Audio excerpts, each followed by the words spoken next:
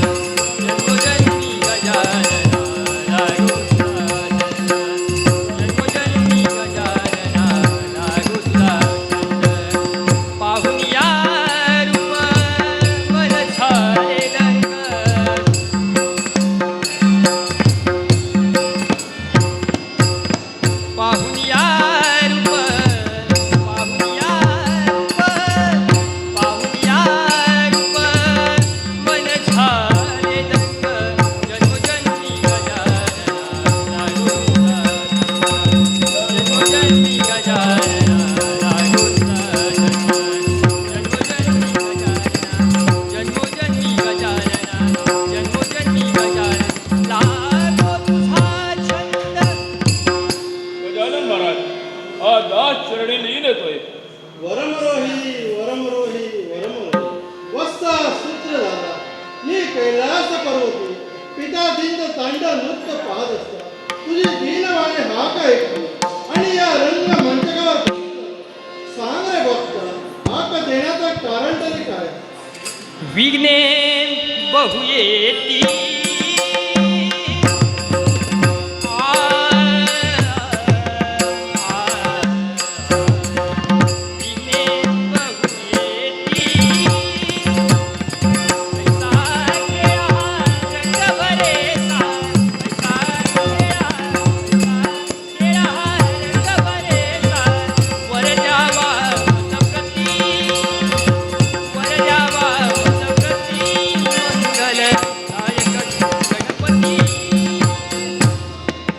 वस्ता सूत्र झाला तुझ्या नाटकात येणारी विघ्ने मी माझ्या हाती असणारा पाश आणि अंकुश याच्याकडे विघ्नाचा समूळ नाश करेल.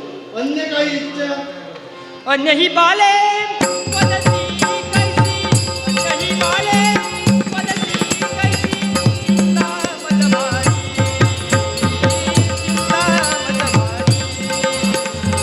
जास्त मरणे या बदला जास्त मरणे जास्त मरणे या बदला सांभाळी चरणी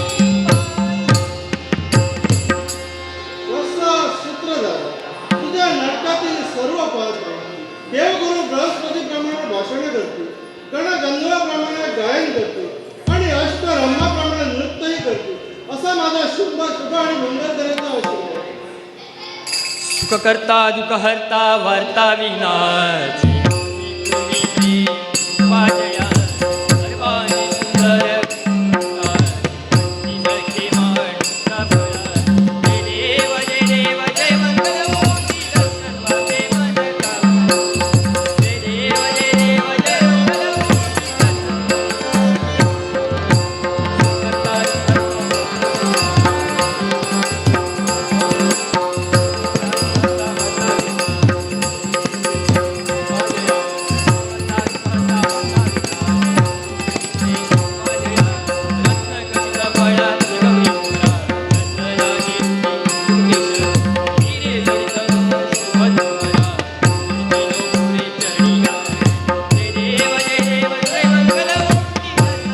मन कामना. जय देव जय Mangalmurti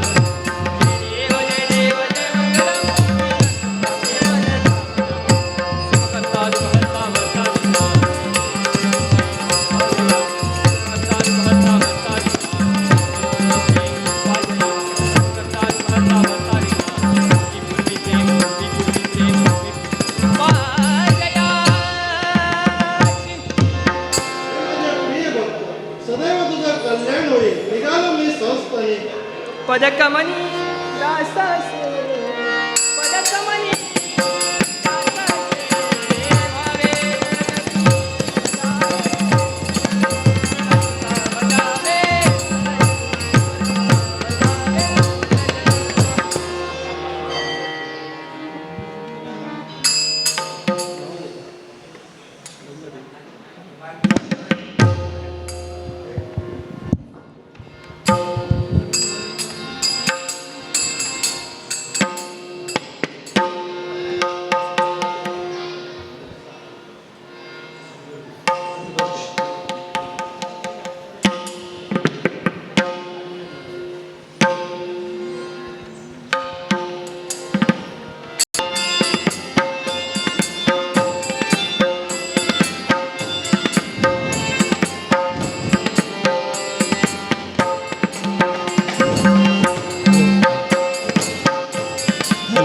hello hello hello hello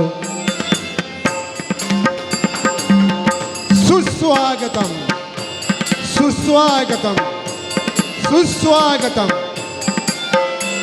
नाट्यरसिक हो, आपल्यासमोर कलासंगम दशावतार नाट्य मंडळ घोटाळी नंबर 2 आपल्यासमोर घेऊन येत आहे नाट्यपुष्प. रक्षण करता राखणदार, रक्षण करता राखणदार. रसिक मायबाप, तुमच्या आशीर्वादाने संपूर्ण गोव्यामध्ये हा प्रयोग झालेला आहे आणि कैलासवासी गणू गावस यांच्या स्मरणात हा नाट्यप्रयोग करण्याची संधी गोकुळदास गावस याने आम्हाला दिलेली आहे. तुमच्या सर्वांच्या आशीर्वादाने तुमच्या समोर घेऊन येत आहोत 61वा, तुमच्या सगळ्यांच्या आशीर्वादाने 61वा 61 हा प्रयोग आजोबाच्या चरणापाशी सादरीकरण करण्यात येतो आहे. तुमच्या रसिक मायबापांचा आशीर्वाद लाख मोलाचा. या नाट्यपुष्पात भाग घेणारे कलाकार असे आहेत: गणपती गौरेश गावस, राजा सोमदेव, गणेश उसपकर, इंद्र गौरेश गावस, नारद आदित्य गावस, केयूर वर्मा, अभिमन्यू वांगेकर, यक्ष यक्षाच्या भूमिकेत श्यामसुंदर गावस, राणी चंद्रावती, कल्पेश गावकर, अप्सरा अजिंक्य गावस, शंकर आकाश चौकुळकर, नंदीच्या भूमिकेत यशवंत गावस, पिशाच प्रभाकर गावस व प्रणय गावस आणि राखणदाराच्या भूमिकेमध्ये लक्ष्मण गावस. आणि या नाटकाला संगीत देणारे हार्मोनियमवर साथ रोहित घाडी, पखवाज साथ प्रदीप गवस, तालरक्षक नारायण वाजिक. या नाटकासाठी सहाय्य करणारे श्री उत्तम गावस, श्री अंकुश गावस, तुषार गावस, नारायण गावस, बाबली गावस यांचं सहाय्य नाटकाला लाभलेलं आहे. तर रसिक मायबाप, पुन्हा एकदा सांगतो, तुमच्या सर्वांच्या आशीर्वादाने संपूर्ण गोमंतकामध्ये गाजून सोडलेलं पुष्पनाट्य म्हणजे रक्षण करता राखणदार, रक्षण करता राखणदार, अर्थातच गाव राठीचा राखणदार, गाव राठीचा राखणदार, गाव राठीचा राखणदार.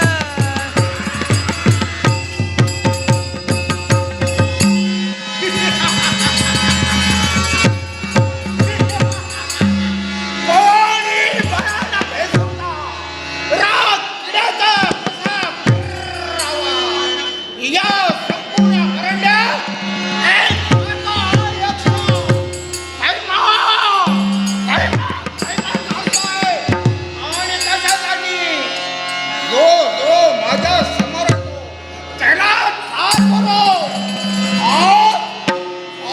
यक्ष आपल्या पोटाची जठराग्नी शांत करत आहे. जो माझ्या समोर आला त्याला उभा करो. त्यांच्या रक्त मासावर यक्ष काव मारत आहे. या अरण्यात एक अर्धा यक्ष सैमान घालत आहे.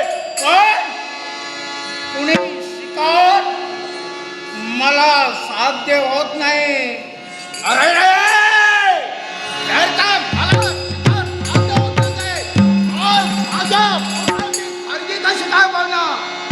माणूस नाही तो नाही, एखादी वन्य श्वापच सुद्धा नाही. जर का मला शिकार साध्य झाली नसेल, आज माझ्यावर उपासमारीची वेळ आलेली आहे. मग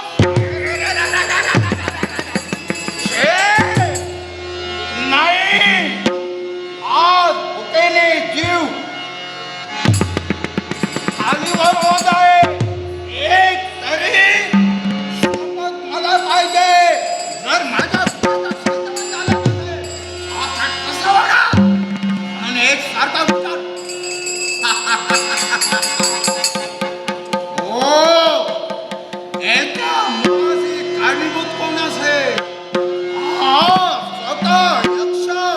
कारण ज्या अर्थी या संपूर्ण अरण्यात या यक्षाची पावलं या अरण्यात टाकलेले, अर्थात माझ्या भीतीने या अरण्यात कुणी येत नाही. मग होणार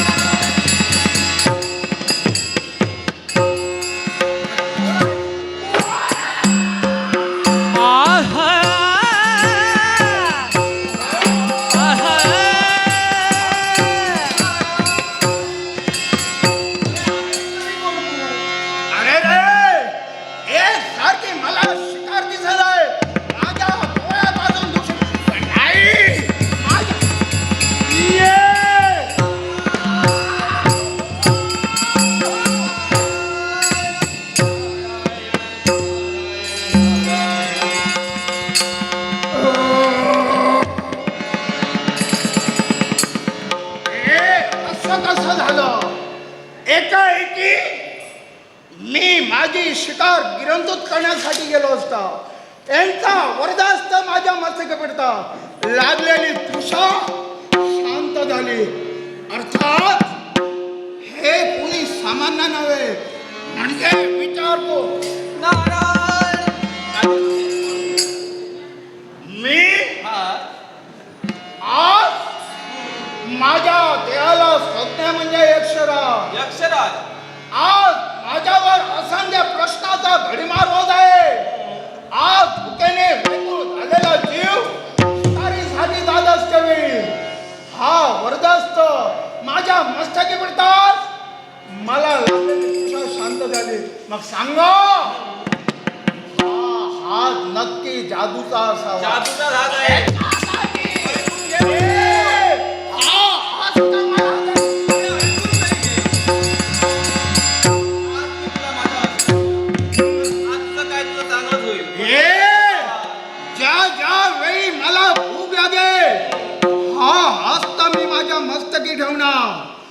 त्या वेळी माझी तुषा शांत होणार. नारायण नारायण मला ठाऊकच होतं. काय ते?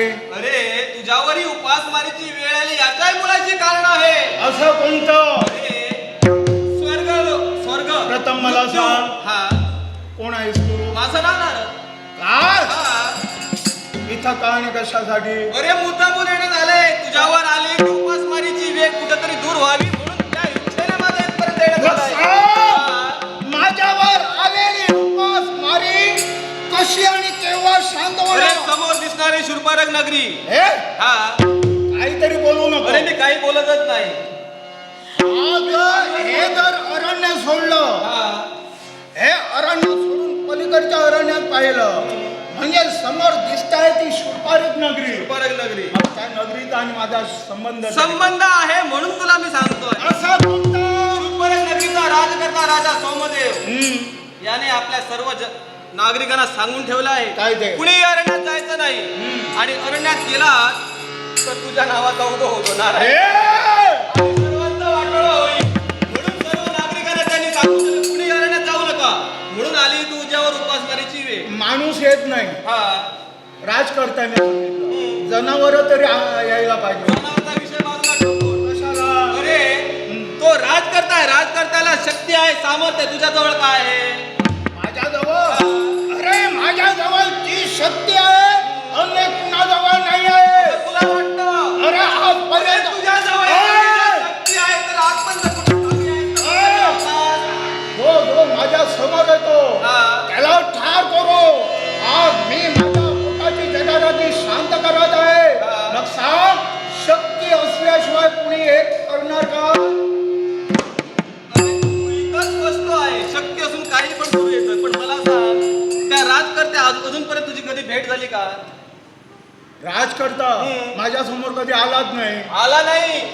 तुला तिथपर्यंत जावं लागणार आहे. आणि कशासाठी? अरे तुला सत्ता गाजवायची आहे. तुला नाम लौकिक करायचं आहे. आज मला सत्ता गाजवायची आहे. म्हणजे तुमच्या म्हणण्याचा अर्थ आहे का? आज माझ्याजवळ शक्ती आहे, युक्ती आहे, सर्व काही आहे, काही फायदा नाही. सत्ता नाही आहे. बरोबर आहे. आणि ही राजकारणाची गादी तुला मिळालीच पाहिजे. ही सत्ता गाजवण्यासाठी या राज्याचं त्याग करू. समोर दिसताय ती शूरपारक नगरी. हा.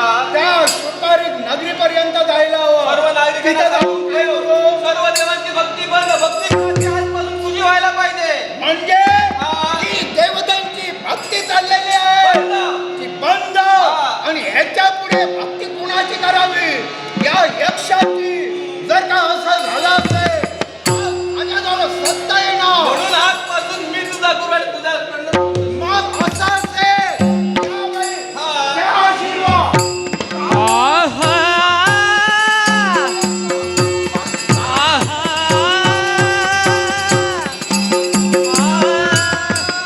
अधांतरी है झुले ना भांगन. अधांतरी है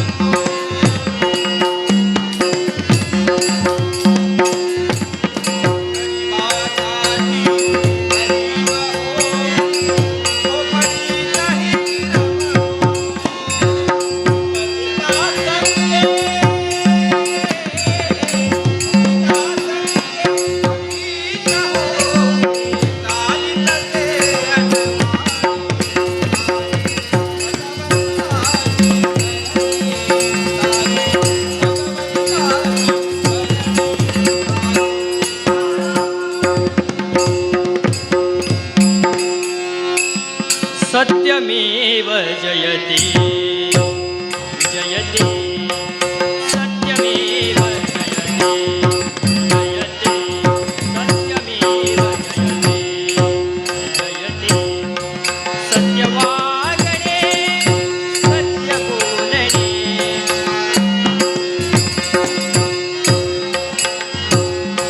सत्यवागणे सत्यवागणे सत्यवागणे सत्यबोलणे विजयकीर्ती यशते सुमना विजयकीर्ती यशते सुमना सत्यमेव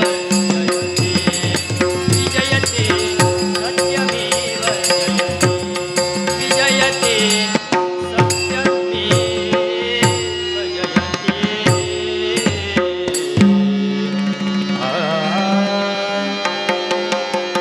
अखंड मंडलाग्रणी आपले वेद तत्पददर्शितेन महा सूर्यदेवाय नमो नमः सूर्यदेवाय नमो नमः सूर्यदेवाय नमो नमः सत्ता सौंदर्य आणि बुद्धिमत्ता अशा त्रिवेणी संगमन माणसाचा जीवाने नटलेला आहे.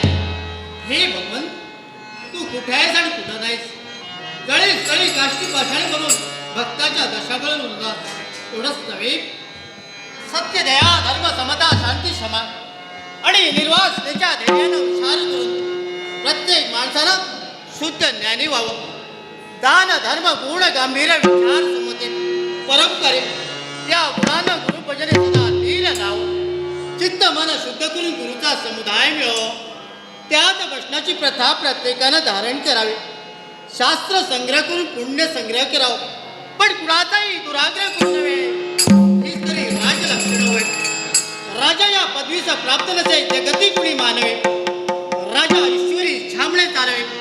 प्रत्येक राजकर्ता हा ईश्वरी इच्छेने आपलं राज्य चालवत असतो. हे भगवंत चार दंड स्वदेश आणि उद्भिद अशा चार खाणीतून या विश्वाची निर्मिती झाली. या विश्वातील अखिल प्राणीमात्रांना समान बुद्धी देण्यात आली. पण फार सर्वश्रेष्ठ कोण असेल तर मानव. कारण बुद्धीला चालना देणं हे माणसाचं काम होय. आणि माणूस या उच्च कोटीत राजा सोमदेवाचा जन्म झालाय. खरंच धन्य माझे माता पिता धन्य माझे माता पिता.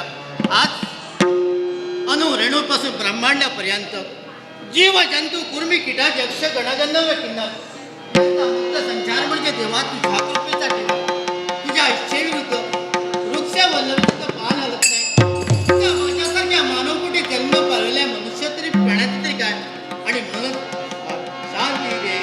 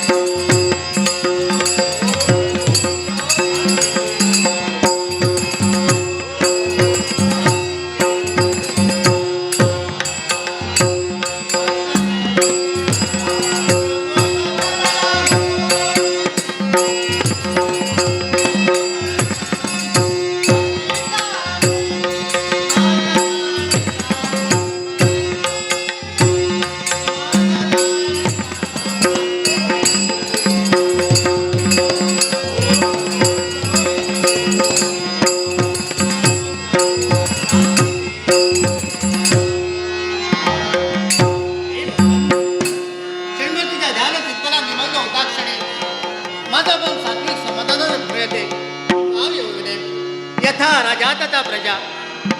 आज कळू लागल्या दिवसापासून भक्ती कुणाची करतोय तर त्या सांब सदाशिवाची. हे पिणाक पाणी धरा नाग भिषणा उमा वल्लभा गिरिधारंगा पार्वती परमेश्वरा. तुझ्या भक्ती पूजनात हा राजा सोमदेव तत्पर होते. सोमदेव तत्पर होते. आहा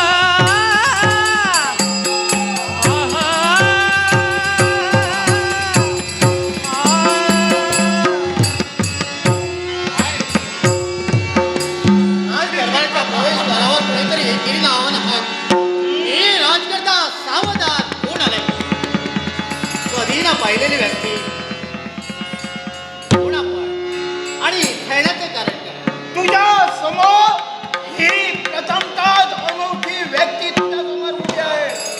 मी म्हणजे कुणी सामान्य आहे.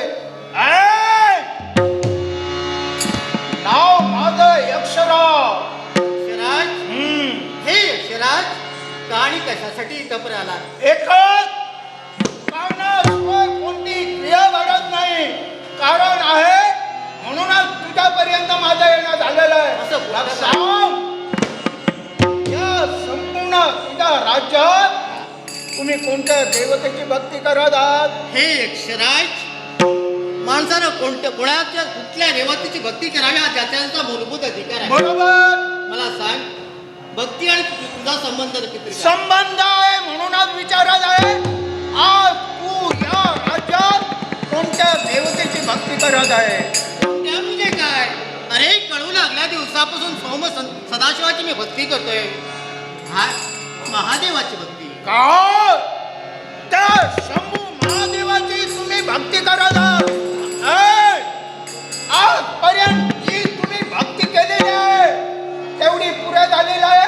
आता याच्या पुढे ती भक्ती बंद व्हायला पाहिजे. हे यक्षा, मला एवढंच सांगायचं आहे, भक्ती का आणि कशासाठी बंद व्हावी? एकच, आज माझ्याजवळ शक्ती आहे, युक्ती आहे, पण आज माझ्याजवळ सत्ता नाही आहे. आणि सत्ता मला साधवण्यासाठी कुठंतरी सत्ता प्रस्थापित करायची आहे. म्हणूनच हे पहा, तुझ्या राज्यात माझं येणं झालेलं आहे. बोललेला शब्द टाकलेलं पाऊल सूर्यप्रकाशावर सत्य आहे. त्या सत्याच्या मार्गावर जाणार नव्हे. भक्ती केव्हाही बंद होणार नाही, हे अजूनही मी तुला सांगतोय. राजकर्ते, ऐक, तू लाख प्रजाजनांचा पोशिंदार आहे. तुला या राज्याचं रक्षण करायचं असेल, मी सांगल्याप्रमाणे भक्ती बंद कर. याच्या पुढे तुझ्या साऱ्या प्रजाजनांना माझी भक्ती करायला लाव. हे यक्षराज, मुखे भौल सौख्य वाटे, पण तीच करणी करत सुद्धा असतील कुठे याचा विचार करतो तू. विचार करूनच तुझ्यापर्यंत येणं झालेलं आहे. जी जिद्द धरू आज तुझ्यापर्यंत येणं झालं, ती जिद्द परिपूर्ण केल्याशिवाय राहणार नाही. हा, तू कोणत्या प्रकारे तुझी चिंता परिपूर्ण करतोय हे बघ. तुझ्या हात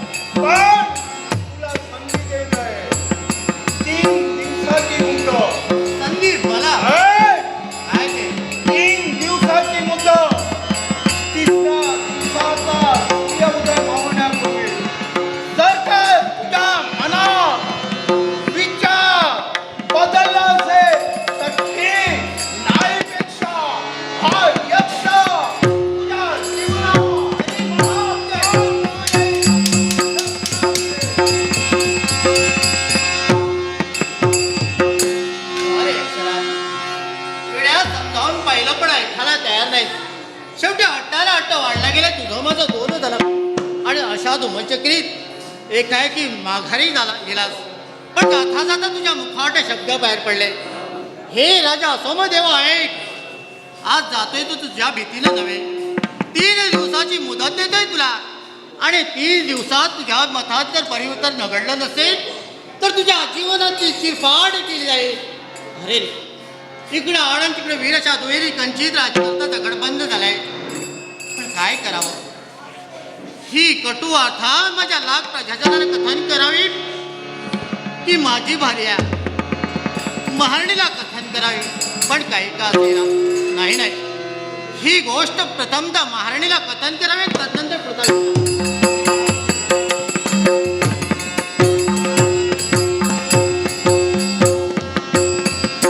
शंकराला माझ्या महादेवाला माझ्या आवडती बेलाची पान पान, आवडती बेलाची पान पान, आवडती बेलाची पान.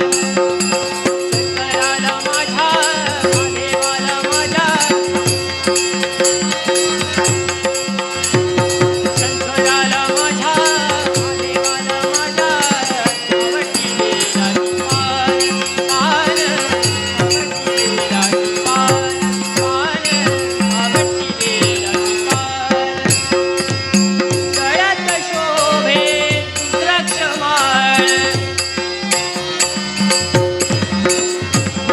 गळ्यात शोभे द्राक्षमाळ, पायात कडवा छान, पायात कडवा छान छान छान, आवडती बेलाची पान पान, आवडती बेलाची पान पान, आवडती बेलाची पान. शंकराला माझ्या महादेवाला माझ्या, शंकराला माझ्या महादेवाला माझ्या आवडती बेलाची पान पान, आवडती बेलाची पान पान, आवडती बेलाची पान. ओम नमः शिवाय, ओम नमः शिवाय, ओम नमः शिवाय, ओम नमः शिवाय, नमः शिवाय, नमः शिवाय. राम राम दहक्षमती राम आत्मा शांती राम. अरे वा, या कैलासाच्या पायथ्यापासून शिखरापर्यंत जर का पाहिलं ओम नमः शिवाय, ओम नमः शिवाय, ओम नमः शिवाय, क्षणाक्षणी पंचाक्षरी मंत्राचा जप होतोय. आणि याचं मुळाचे कारण काय असतंय तर माझे सारे शिवगण शंकरी ढंकरी बोलत विवेचन बोधगण एक सारखे शिवनवंत वीर झाले. हे कैलासवासी शिवगण आहे या पार्वती परमेश्वर शिवशंभो भोळेनाथ तुम्हाला आशीर्वाद आहे. इच्छित मनोरथा सफला संतो, दीर्घायुष्यवंतो, शुभम भवतु शुभम भवतु. उत्पत्ती स्थिती लय रज तम आणि सत्व म्हणता ब्रह्मा विष्णू आणि महेश. ब्रह्मदेवानं प्रतिदिन 1.25 लाख प्राण्यांना जन्म देण्याचं कार्य करावं. वैकुंठीनाथानं पालन पोषणाची जबाबदारी आपल्या हाती घेतली आहे. आणि या कैलासवासी शिवशंभोने हा जन्मशः हाती घेतलाय तो अखिल विश्वाच्या संहारासाठी. आणि म्हणूनच या विश्वाचं विरत कार्य सुरळीतपणे पार पाडतंय. आणि हे विश्व कार्य सुरळीत चालावं म्हणून मी त्रय देवता एकसारखे आटोकाट प्रयत्न करत आहोत. वारे लबाडा, अरे मगासपासून या धरणी माते मांडवला ते मुळाशी करून जाते. रोज मला गिरिजा शंकराचं दर्शन होतं. आज मी विजय झाले. मानवी, अरे चिंता करू नको. आधी माया आदी शक्ती जगज्जननी पार्वती माता गेली आहे ते स्वकर्तव्यासाठी. पण या शिवशंभो तुला आठवले इच्छित मनोरथा सफला संतो. आठवतोय तो प्रसंग सुरायणी असुरांचा मिळून झाला तर सागर बनतो. आणि त्याच सागर मधून बाहेर निघालेला रत्न म्हणजे हलाहल. धरणीवर टाकावं, धरणी दत्त झाली असती. पाण्यात सोडावं, जलचर नाश पावले असते. वायूत सोडावं तर प्राणवायू नष्ट झाला असता. आणि म्हणूनच क्षणाचाही विलंब न करता क्षणभर हे विष प्राशन करताच संपूर्ण अंगाचा कसा दाह होऊ लागला. तो दाह शांत करण्यासाठी अंगी गज चर्म व्याघ्र चर्म मस्तकी गंगा धारण केली. एवढंच नव्हे, ठाई ठाई सर्पवृष्टी केली. मस्तकी चंद्रमा देखील धारण केला. पण दाह काही शांत झाला नाही. आणि म्हणूनच एका हिरवळीवर घडलो असता नारदाचं तिथपर्यंत येणं झालं. नारदाच्या मुखावर शब्द राम राम देवादिदेव शंभो भोलेनाथाची काय अवस्था. नकळत माझ्या मुखावाटे तेच शब्द उच्चारले गेले. राम राम आणि काय चमत्कार. राम राम या शब्दाचा उच्चार माझ्या मुखावाटे निघताच संपूर्ण अंगाचा दाह शांत झाला. एवढंच नव्हे तर सारं विष एकवटून माझ्या कंठापाशी आलं. आणि म्हणूनच नीलकंठ या नावास मी पात्र ठरलो. पण वानंदी, ज्यावेळी ते विष मी प्राशन करत होतो त्यावेळी त्याचे काहीसे थेंब या धरणीमातेवर पडू लागले. धरणी माता दग्ध होत होती. आणि म्हणूनच तू तुझ्या जिभेनं ते चाटू लागलास. अरे सारे देव देवता म्हणू लागले, अरे नंदी, ती विश्वाची लय करती देवता आहे. ते विष पचवण्याची ताकद क्षमता त्या देवतेत आहे. आणि तेच जर का तू करण्याचा प्रयत्न करशील तर नको तो परमार्थ तुझ्या माती येणार आहे. पण बाबा, अरे त्याच वेळी तुझ्या मुखावाटे निघालेले शब्द या विश्वावर आलेलं संकट दूर करण्यासाठी माझा देव सिद्ध होतोय. मग जर का माझ्यावर संकट निर्माण झालं असेल तर माझा देव दूर करणार नाही का. धन्य धन्य तुझी भक्ती आणि धन्य धन्य तुझा विश्वास. अरे वा, या कैलासी येऊन तर बराच वेळ झाला. तेव्हा थोडा वेळ ज्या रामनामाने माझा दाह शांत झाला त्या रामनामात तल्लीन व्हावं हेच योग्य. याच्यासाठी बानंदी जा म्हणतोय तुझ्या स्वकर्तव्यासाठी आशीर्वाद आहे.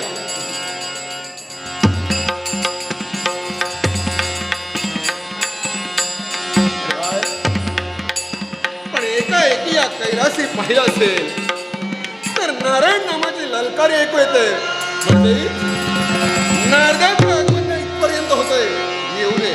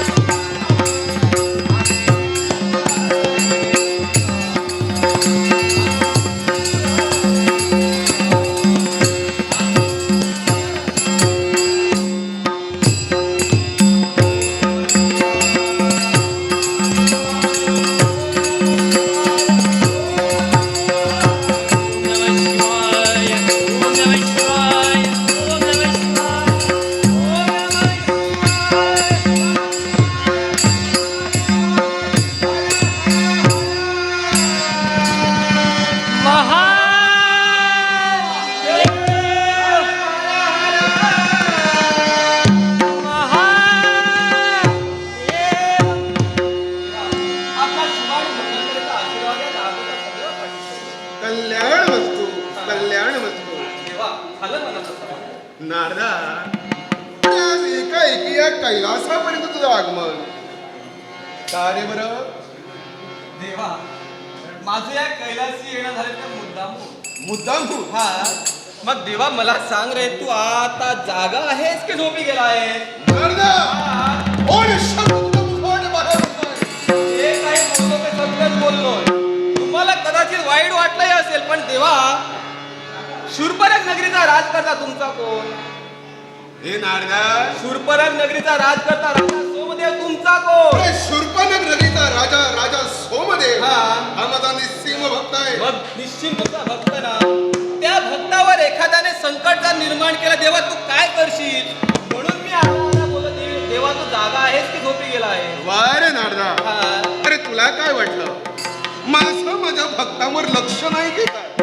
अरे मी माझ्या भक्तांसाठी काय करू शकतो आणि आजपर्यंत काय काय केलंय हे तू देखील जाणतोय. बरोबर आहे देवा. पण नारदा हा ज्याची त्याची वेळ ही ठरलेली आहे हेही तू जाणतोय. बरोबर आहे. अरे शूर्पणख नगरीचा राजा राजा सोमदेव माझा भक्त असला तरी सुद्धा अजून माझं दर्शन त्याला व्हायला वेळ आहे.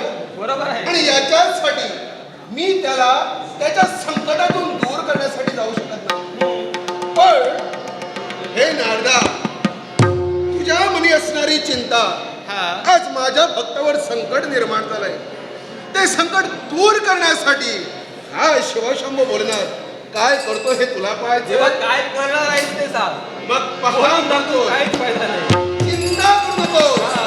अरे माझ्या भक्तावर आलेलं संकट दूर करण्यासाठी याच वेळी शिवगणाची निर्मिती करतो. शिवगणाची निर्मिती करणार आहे. शिवगणाची निर्मिती करतो. शंकरच्या दारात धावत येणार वानरा. शंकरच्या दाखंडारात धावत येवा वानरा. धावत येवा वानरा. धावत येवा वानरा.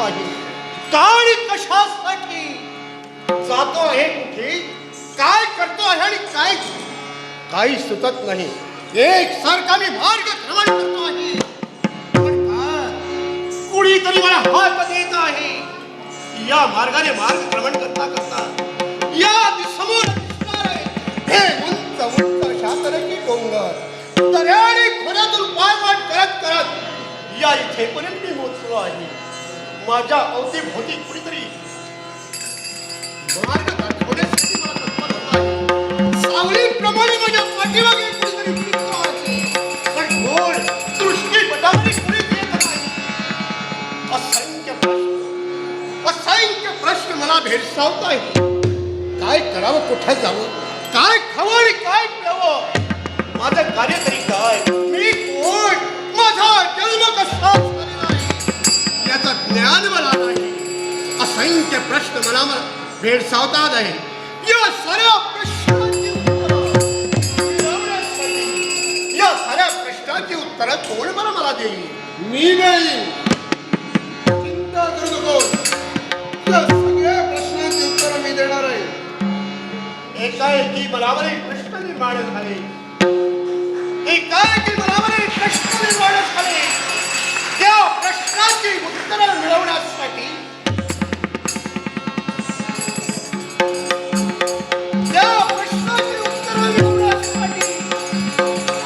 मी माझ्या मनाला प्रश्न केला कोण माझ्या प्रश्नाची उत्तरं देणार या चरणी तो छंद ऐकतो मी देणार तुझ्या प्रश्नाची उत्तर कोण देणार माझ्या प्रश्नात वा समोर व्यक्ती दिसते आहे मला ज्ञात नाही ही व्यक्ती कोण आहे मला स्वतःच ज्ञान नाही की मी कोण आहे मला जन्म देणारी माझी माता कोण माझा जन्म देणारा पिता कोण या प्रश्नाची उत्तरं यांच्याकडून मिळत असतील काही हरकत नाही आपणच म्हणाला माझ्या मनावर स्पष्ट निर्माण झालेल्या साऱ्या प्रश्नाची उत्तरं आपण म्हणाल होय मनावर एक संग्राम निर्माण झाला मला ज्ञात नाही मी कोण आहे माझा जन्म कसा झाला मला जन्म देणारी माझी माता कोण माझा पिता कोण हे ज्ञात मला नाही पण काही का असेना आपण म्हणतात त्या साऱ्या प्रश्नांची उत्तर आपण देणार आहात बरोबर काही का असेना नमस्कार करतो हे आशीर्वाद असल्या अखिल विश्वाधिपती साऱ्या वेळाचा समाधान यांचा वरदहस्त माझ्या मस्तकी पडला देहाला झालेला दाह निर्माण झाला होता तोही कुठच्या कुठे नाहीसा झालेला आहे शांतता मिळाली पण बघतो आहे यांच्या बाजूलाही दिसणारी दुसरी तुम्हाला नमस्कार करतो आहे आशीर्वाद असावा शुभम भवतु शुभम भवतु मग सांगा माझ्या प्रश्नांची उत्तरं देणारे तुम्ही कोण तुमच्या देहाला संज्ञा कोणती पण हे शिवगड अरे तुझ्या मनामध्ये निर्माण झालेला प्रश्न म्हणजे तू कोण तुझी मातृपितृदेवता कोण मग एक म्हणतोय तुझा जन्म देणारी मातृपितृदेवता दुसरी तिसरी कोण नसून हा शिवशंभो भोलेनाथ आहे काय प्रत्येक माणसाचा जन्म होतो आहे तो प्रत्येकाच्या आई बापाच्या कुटुंबातून प्रत्येक मानवाचा जन्म होतो आहे तो योनीपासून पण मला आई नाही माझा जन्म झालेला आहे तो योनीपासून आणि माझा जन्म झालेला आहे त्याला कारणीभूत तुम्ही आहात तुम्हीच माझे माता आणि तुम्हीच माझे पिता मग सांगा हे कोण हे शिवगड अरे या विश्वाच्या ठिकाणी त्रैलोक्यवंद पुरुष नारद मुनी म्हणतात हेच. परलोक्यवंद नारद मुनी ज्याला त्रिकाल ज्ञान आहे भूत भविष्य आणि वर्तमान ज्याला जाणण्याची शक्ती अवगत आहे तेच हे नारद मुनी बरोबर आहे पुन्हा एकदा तुम्हाला नमस्कार करतो आहे आशीर्वाद असावा आशीर्वाद देवा आपण म्हणालात आपल्या देहाला संज्ञा आहे ती कैलाशीचा नाथा शिवशंकर भोलेनाथ यांनाही नाम संज्ञा आहे ती म्हणजे त्रैलोक्यवंद नारद मुनी मग माझा जो जन्म झालेला अयोनीपासून असे ना तर पण जन्म देणारी माझी माता पिता तुम्ही आहात. मग सांगत माझं नामकरण काय, मला माझ्या नावाला संज्ञा काय, माझ्या देहाला संज्ञा काय. हे श्रवण, आज तुझ्या देहाला संज्ञा मी देणार आहे. आणि ती कोणती असेल तर राखणदार राखणदार राखणदार. वारे देवा, यावेळी मला नामकरण करण्यासाठी आपण तत्पर झालात. नामकरण माझा केलेला आहे आणि मला नाव काय ठेवलेलं आहे, सारे जग मला याच नावाने ओळखतील. रक्षण करता राखणदार, रक्षण करता राखणदार, रक्षण करता राखणदार. आणखीन कोणता प्रश्न? पण देवा, असे असंख्य प्रश्न माझ्या मनामध्ये भेडसावत आहे. माझ्या देहाला संज्ञादेश देण्यासाठी आपण तत्पर झालात. माझं नामकरण आपण केलं, देहाला संज्ञा दिली, रक्षण करता राखणदार म्हणून.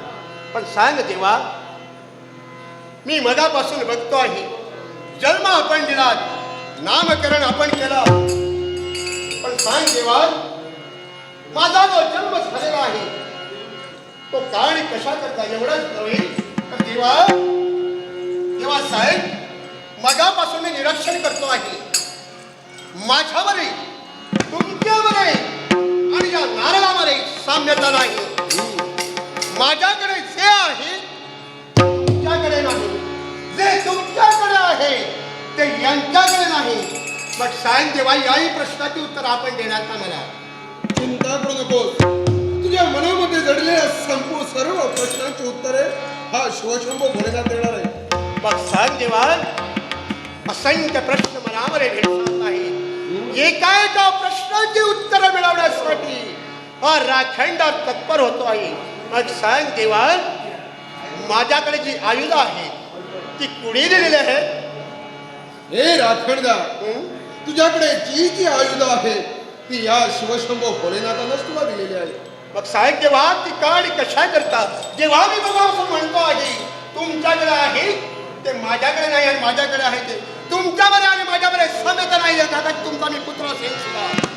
मग सांग देवा, माझ्याकडे जे आहे त्या आगळाने वेगळं सांग देवा. माझ्या खांद्यावर ही दिसणारी घोंगडी आपण दिलेली आहे. मग सांग देवा, ती काढ कशा करतात? हे राखणदार, अरे याच्या पुढं या विश्वात तुझी गरज आहे आणि तुझा कार्यभाग असणार आहे तो मृत्यू लोकाच्या ठिकाणी. या मृत्यूलोकी मानवांना पंचमहाभूतांना सामोरं जावं लागतंय. आप, तेज, वायू, धरती आणि आकाश आणि त्याच पंचमहाभूतांपासून तुझं रक्षण करण्यासाठी ही घोंगडी तुला प्रदान केलेली आहे. वारे देवा, या पंचमहाभूतापासून संरक्षणासाठी मला घोंगडी दिलीस.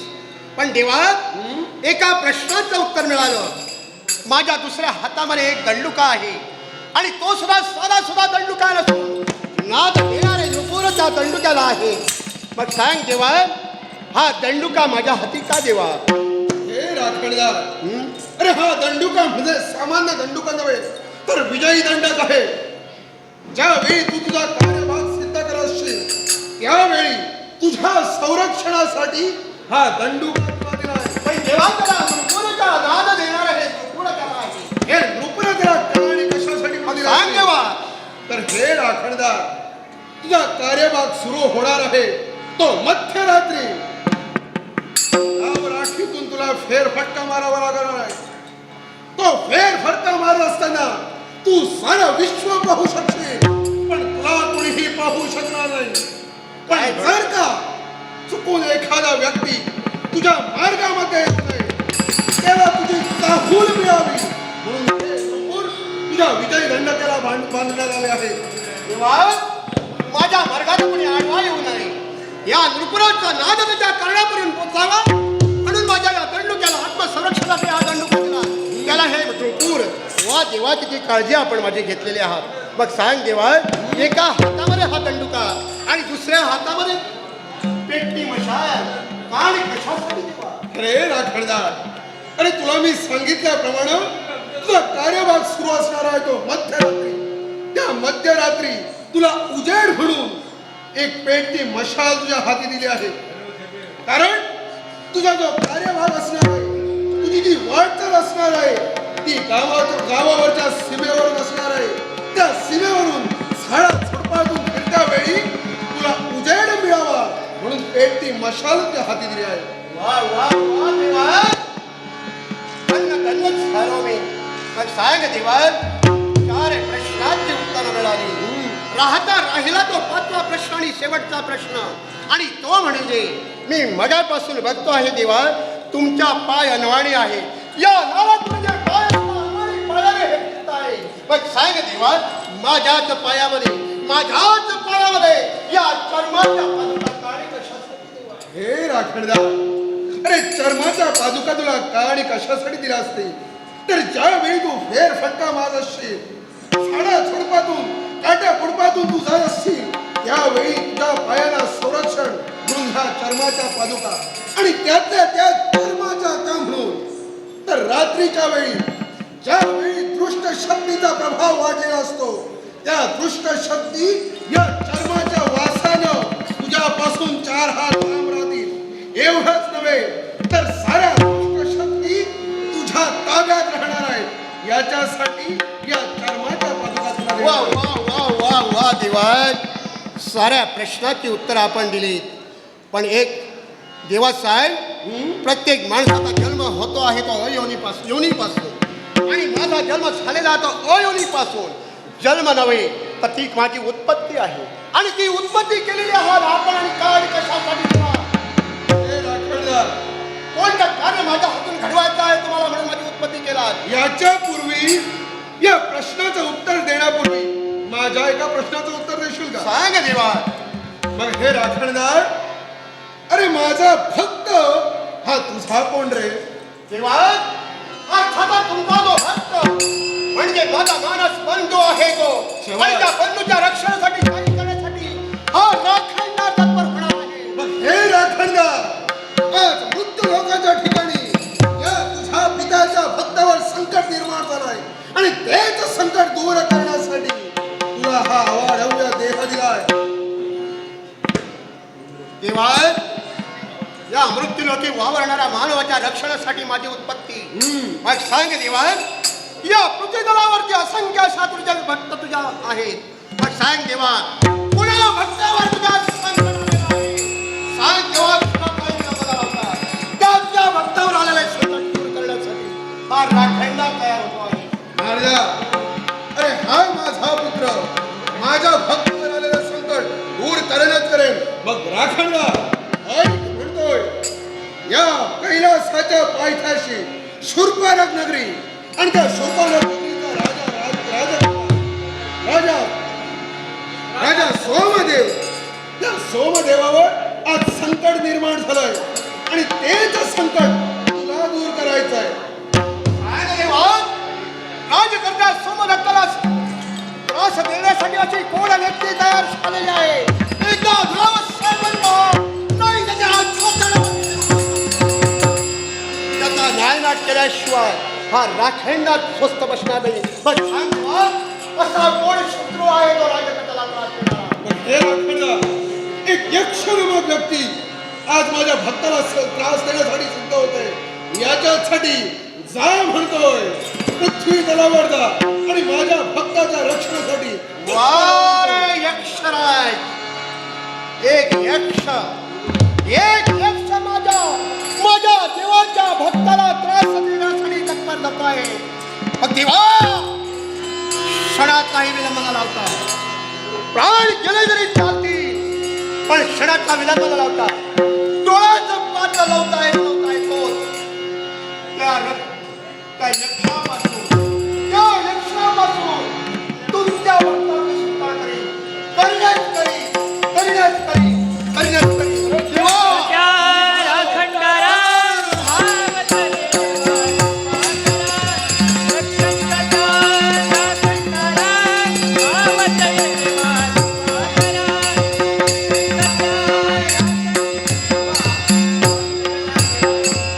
चिंता करू नकोस. अरे हा राखणदार माझ्या भक्ताला संकटातून मुक्त करेनच करेन. पण आता जे काही होतंय ते दृश्य रूपाने पाहण्यासाठी